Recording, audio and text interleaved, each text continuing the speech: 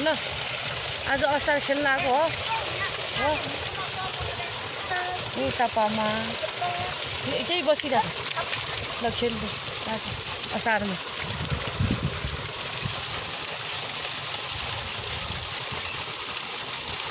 हो ठन्डु भयो सिसा डुर्का यहाँलाई आएको जेजु ल से ठन्डु ओ तिम्रो साक्षी एकजना खेल्नु ल त्यो त झर्नामा बस्छ ए त्यहाँ सिसा हुन्छ भने त्यहाँ नजाऊ खोइ काँडा घोचिसक्यो अब खत्तम हेर काँडै हो अब कसरी निकाल्छ खोइ यता दुखे छ अरे दुखे छ ल तिमी दुईजना बस्छ ल म बस्छु अब